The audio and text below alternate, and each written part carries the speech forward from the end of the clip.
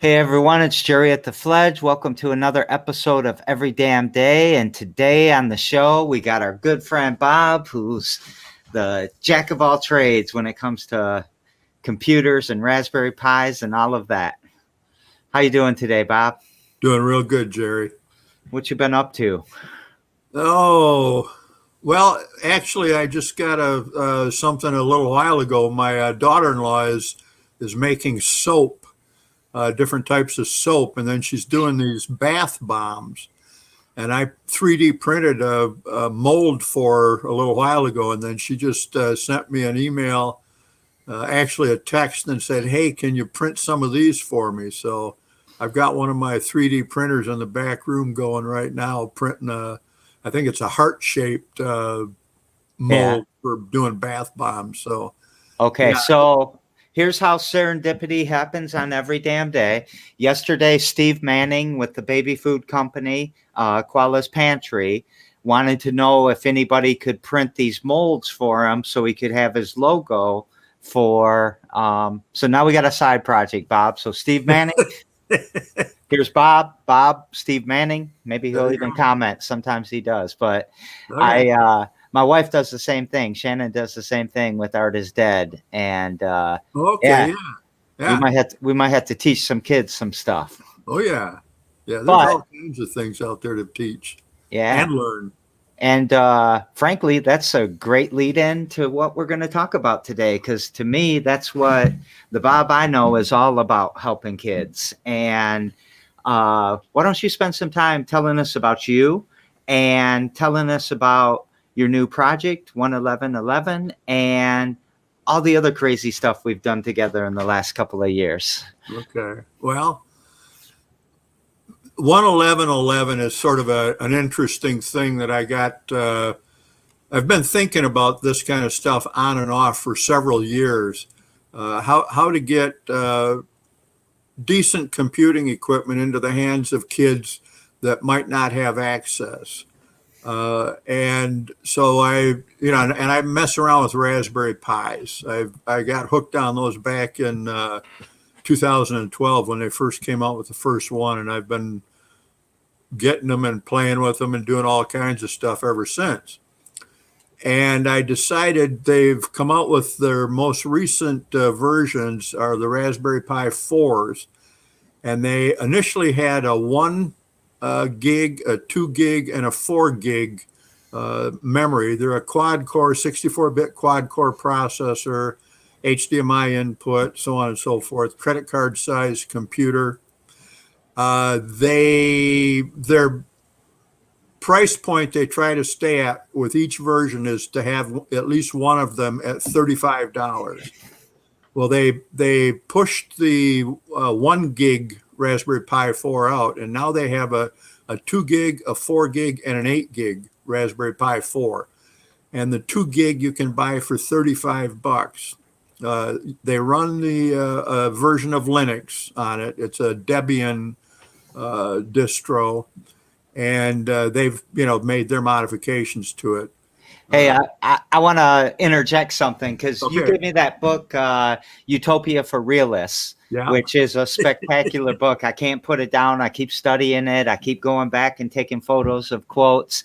But what I read yesterday is about 40 years ago, a gigabyte of memory cost $300,000, and today it's less than a dime. yeah. And I think that is amazing. So as you're talking about, kind of the specs here, yeah, I hit that gigabyte word and thought, man, I got to definitely interject that. So you did something. We're going to come back to your project, but You bet. every guest I think has done. You skipped the part about tell us about Bob. Oh, okay. We're Uh, super interested in that. well, I'm a Hoosier. Who's your mama? Who's your daddy? I was born in South Bend, Indiana, back in 1947, and lived there until I was in second grade. And then my parents moved myself and my sister and them to Grand Rapids, Michigan, and then I eventually got to Lansing. I graduated from high school in 1965, Central High School in Grand Rapids, Michigan. Uh, didn't really know what I was going to do, but there was this thing going on over in the Vietnam. I don't know if anybody remembers that, but I don't think I was soldier material. That just was not my gig. So that's what pushed me to go to college. So I went to Grand Rapids Junior College. I'm one of those people who was not a big performer in high school. I graduated from high school with a 1.85 grade point average. But when I got down to, community college, I sort of buckled down a little bit. I was really interested in chemistry.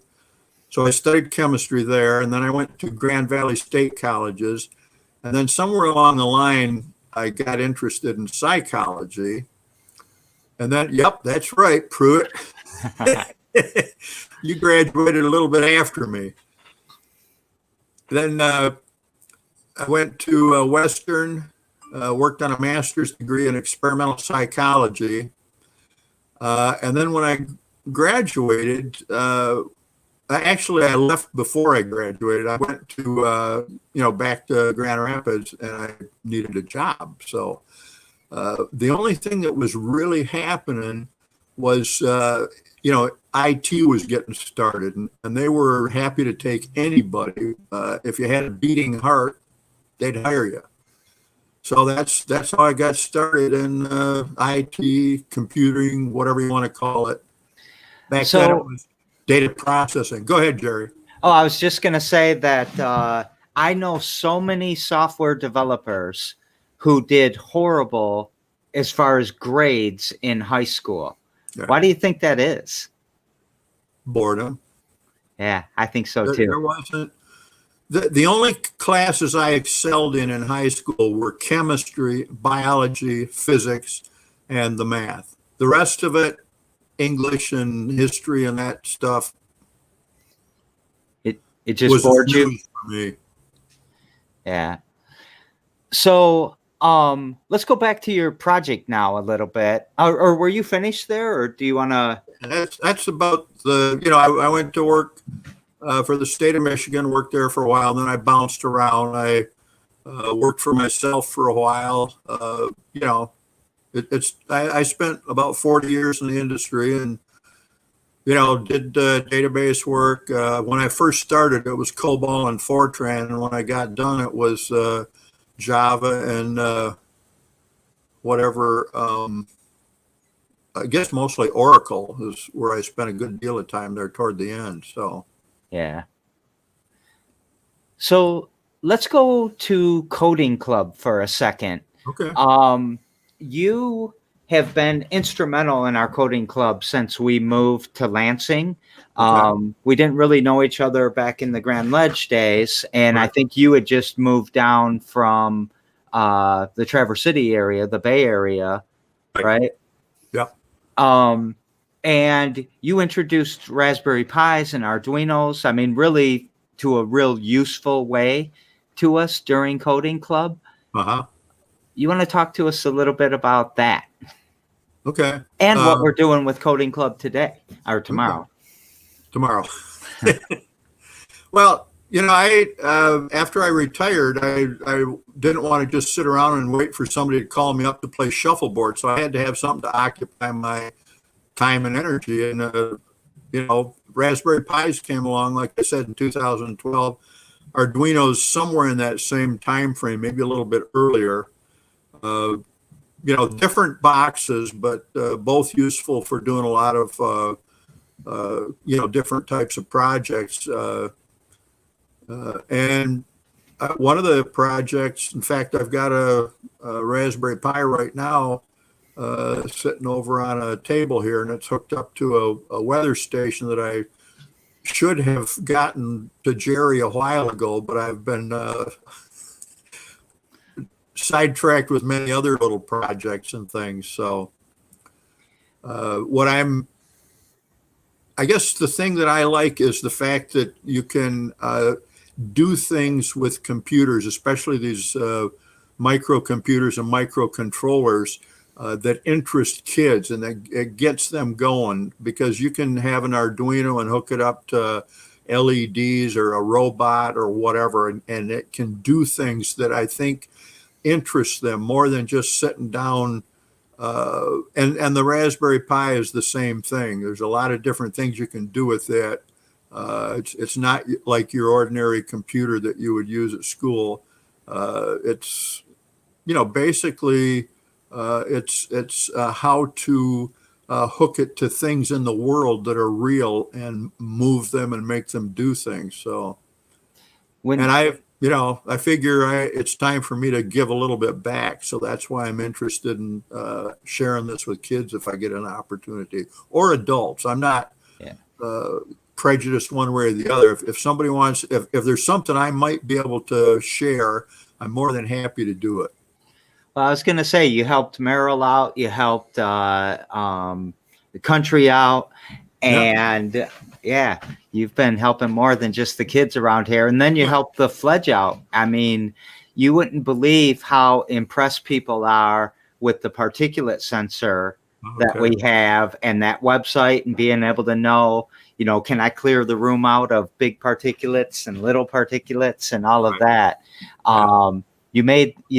You literally, and I say this a lot, but you literally made the Fledge smarter. The building is smarter because of the work that you've done here. Well, thank you. And that's amazing to me. And the other thing we got to get back is that camera with the doing the time lapse. I mean, there's not a bunch going on right now to have to do time lapse, but once things start shaking again, I want to get that thing back running too. Yeah, me too. Plus, we still have a ton of pictures that we could at least do the first part of James's painting there. Yeah. So, now, I think I've already pulled those and brought them here, haven't I? I don't know. Okay. We'll figure that out. Yeah. We'll keep going on the show here, but you are spot on there. The kids love to be able to press a button and see something move, or a light change, or a fan to come on, because it makes it more real. Other than that, it's just a bunch of little guys running around in this box doing things for us, and it's not so fun. So let's go back to 11111. What's your vision there? What do you? Okay. I've thought about this for a long time. As far as having, a computing device that's got enough power that it could be used for, surfing the web, doing homework, whatever, as well as being able to do a little bit of, hooking it up to a robot or whatever, There's just so much power in these things nowadays compared to what there used to be. And the price has gotten down. In fact, that's where the 11111 comes from. I sat down one day and I thought, okay, now that we've got a $35 Raspberry Pi that has 2 gig of memory, it's a quad core 64-bit processor, that's enough. What else do I need? Well, you're going to have a monitor, and you're going to have a keyboard and a mouse, and you're going to have a power supply for the Raspberry Pi. You're going to have some way to connect it to the monitor. So I sat down one day and I added up all the things that I thought you needed to put a computer like that together, and the price came out to be $111.11. And I thought, well, isn't that a neat number? 11111. So that's where I came up with the idea to start calling the project 11111. And I've got a website, I've got a domain registered, and I'm going to put a website up in the next couple of days. And it'll be essentially pretty simple. It'll explain how I came up with that, and then it will show what's involved in it. And then, and I personally, when we get this thing going, I'd like to actually run it through the Fledge, because it would be nice to actually, whoever we're going to hand one out to, that we get a chance to show them a little bit about it rather than, and I know we have to do the social distancing and the whole 9 yards, and I'm all for that because I'm an old fart. But I would like to be able to have some spot where somebody could come and then we could show them what it was and then let them take it. Yeah, so I'm kind of I mean, thank you. I love that, obviously, because that's exactly the type of project we want to be doing around here. Right. And I think your vision is to have a nonprofit around this. Are you going to start your own nonprofit, or like, I mean, we could also use the Fledge Foundation as a fiduciary. We haven't talked about this, so we probably shouldn't go. Well, and that's fine. To be perfectly honest, I hadn't thought that far ahead on this. Basically, initially, I'm funding it myself just for, and I don't, I'm not interested in the tax advantage or disadvantage or anything else. Mm-hmm. But if it takes off, I probably can't afford out of pocket to put 100 of them together. So I might have to rethink some of this.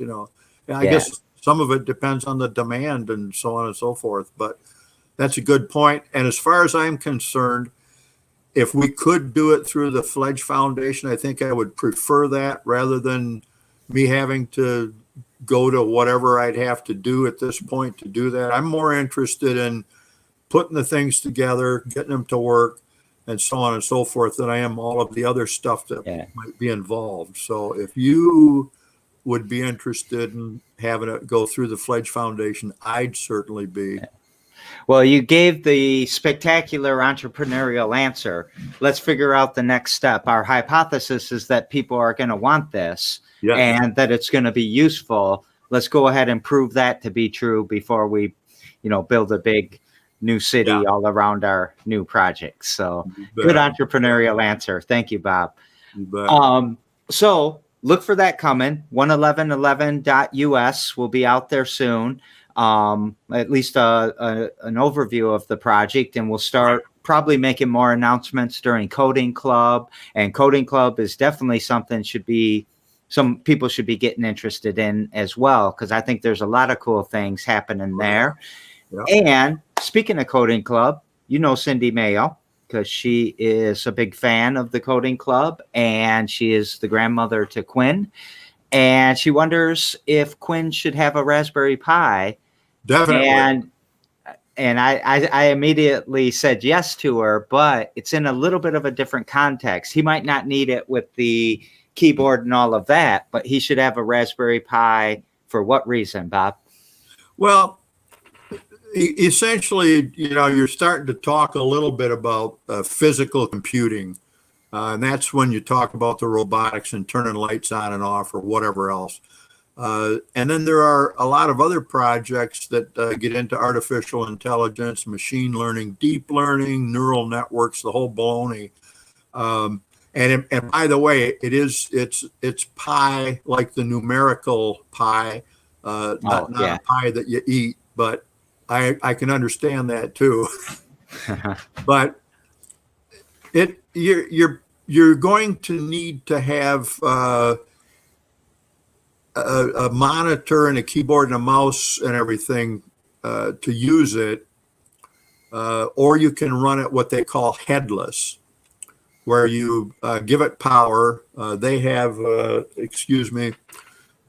Wi-Fi and Bluetooth built in, so you could run this thing. And if you can find it on your network, that would be the thing you'd have to know how to do.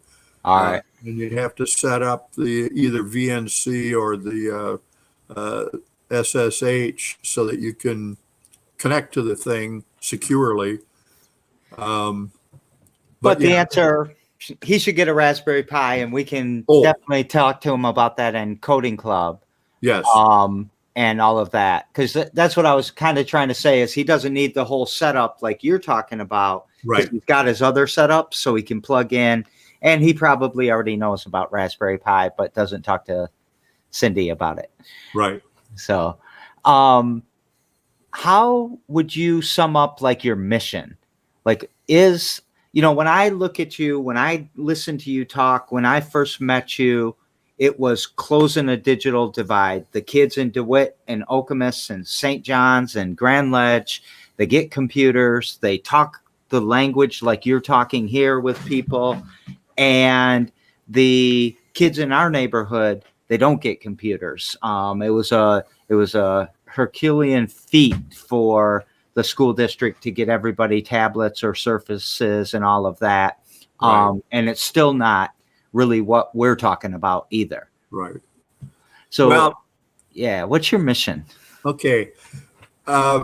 I have to admit that the Raspberry Pi has affected my view of this quite a bit. And the organization that has developed this computer has a lot more to it than just pumping out some hardware and a version of software that runs on it. Their whole bent is on education. And they've made efforts to send these things all over the world. You know, they've sent them to Africa and Asia and everything else.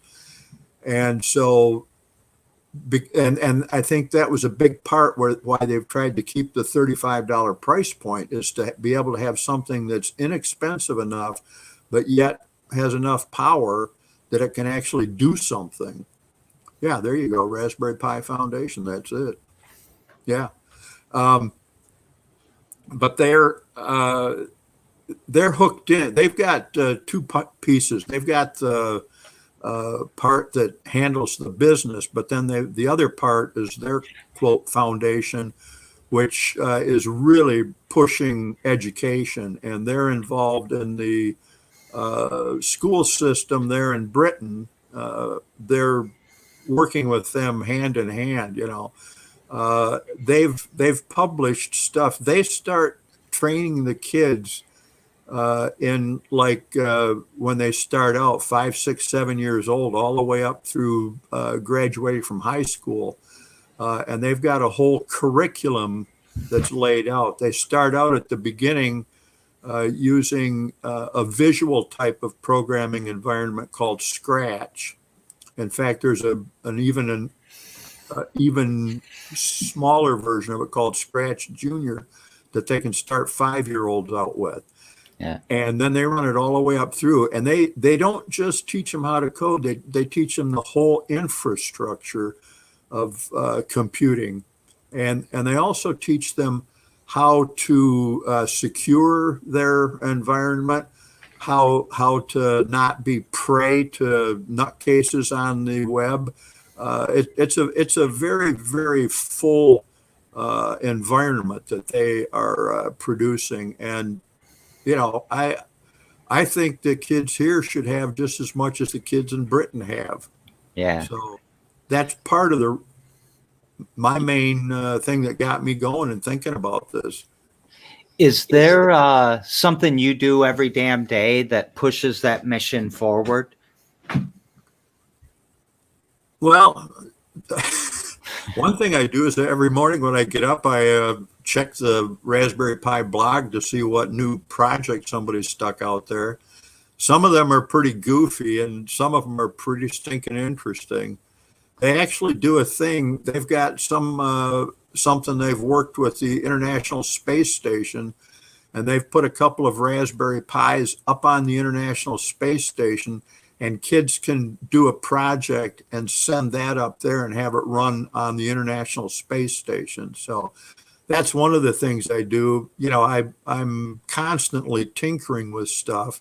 One of the last things I was just telling Jerry about it a little while ago is the Raspberry Pi Foundation bought this company. I think they might have been struggling a bit. I'm not certain all of the details, but it's called IQ Audio.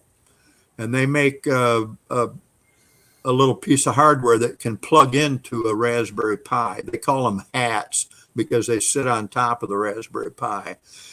And the one I purchased was $30, and it is a 35 watt per channel stereo amplifier. And then you can run one of several different pieces of software on another device, like a cell phone or laptop or a desktop or whatever that can control this thing. And it has like 100 and some odd free radio stations you can listen to with any type of music you can imagine. Plus, if you've got your own music, in digital form, you can hook into that and play it through this thing. And it does a good job. I was surprised at the quality of it. So, and then it just depends on the day what I stumble into or whatever. And I do some 3D printing, and yeah, and a good deal of what I'm thinking about is what would get kids interested in this. One thing that I stumbled on that I think is just fascinating, and this is not a computer, it's not electronics or anything, but it's called the Turing Tumble. And it's a marble type game thing where you've got, I think there's 6 different pieces that you can plug into this board. And it is supposedly Turing complete. Alan Turing was a computing gentleman, a brilliant gentleman from the United Kingdom. In fact, he is the guy who broke the Enigma code that the Nazis used to send messages back and forth on their submarines and so on and so forth, or whatever, other vessels. And he broke that code, and some people think that ended the war 2 years earlier than it would have been otherwise. So anyway, some of his theoretical work described what a computer has to be Turing complete. And this marble game can be Turing complete, which is something fascinating. But it's simple enough that kids would just enjoy the heck out of it. And they're actually using it in schools and that. So yeah, that's another thing. I just found out about that. That was pretty cool. You sent me a video of that. Yeah. It was cool. Yeah. So we daisy chain the shows together. And yesterday on the show, we had our friend Michael Lynn, and he has a question that he wanted me to pass on to you. And his question to you is, as you've been trying to get people access to computing and tech and all of these things and trying to close that digital divide, what obstacles do you find yourself running into or that are popping up around you? Well, the hardware and the software to actually get a computer together, that is something that just time has helped get over that obstacle. The one thing that I still see a lot is the ability or inability, depending on the situation, to get access to the internet. Whether it's Wi-Fi or a hardwired connection or whatever. And I know that, Comcast and some of these other companies are doing things so that low-income kids can have a chance, but sometimes even that's a little bit too much. I keep hearing about $10 a month, which doesn't seem like a lot, but if it's hard to put food on the table, $10 is $10, and I'd rather have something to eat than to look at a computer, to be honest. And I think sometimes there's a lot of complication to get there. It's a lot of barriers. Like, you got to get on the internet and fill out this form, but I'm trying to get internet access. So how do I fill out that form? And then, maybe, I don't know, maybe there's late fees. If you miss a payment, maybe they're cutting it off. Maybe, maybe you can't even watch Netflix on, I don't know. Yeah. Well, I do sort of know, because sometimes my MetroNet goes out and I flip over to the free Xfinity that's in the neighborhood. I have an Xfinity account, so it's free for me anyway. Right. And it's not free. I pay at home. But sometimes that's stronger than my gigabyte fiber that MetroNet gives me. So that's another thing that that to me is the biggest hurdle right now, is getting access to the internet, because so much of the stuff that there's an enormous amount of information out there, There are free classes from top-notch universities, but you have to be able to connect to the internet. So Yeah. you can have a computer and still be stymied by the fact that you can't connect to the internet. Yeah. That's where the digital divide is in my mind, is that connection to the internet. Do you think there's a role for like our government to just give us all internet access? I think that there's a role for our government to do a whole lot of stuff that our government don't do, like health care, like a minimum wage, like you name it, child care, access to information, Uh, when you've got as many people that are unemployed right now because of the complications from the pandemic and the way it was mishandled in my mind, and then you've got somebody like Jeff Bezos who has gained an enormous amount of wealth in the last 9, 10, 11 months, however long it's been. I heard once that he could afford to pay every employee in his company a bonus of $105,000, and that would only be the money he's made since the beginning of the pandemic. So there's in my mind a huge inequity in this country between the top tenth of a percent or whatever they are, and essentially the rest of us. But I'm a heck of a lot better off than a lot of people. I'm not unemployed. I'm retired, and so yeah. I also want to just throw something in there in that same realm where a lot of his employees, a lot of Walmart's employees, they make below a living wage, and so they're coming to food banks. They're on WIC. They're on they're in subsidized housing, and so it's really us making up the pay gap, Yeah. if you will, Yeah. between what he won't pay them because of whatever is in his mind, and what they need to actually live. And that we got to fix that. We've got to tax the rich. This is not good. And This is not good. I think when Ike, who was a Republican, was in there, the top corporate tax rate was 91%. It's down to 22 now? Was 35 or something? It's horrendous. And they're not going to leave the greatest country in the world and go do their tax havens. And when they do, we'll find them and we'll bring them back.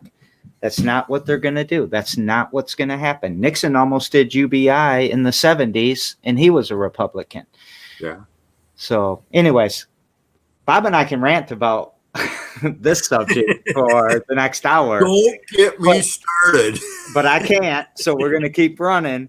Okay. Tomorrow on the show, I have a gentleman named Eric. He's with a saxophone quartet named Group 2. I don't know him at all, or at least I don't think I do. And you're going to pass a question to him.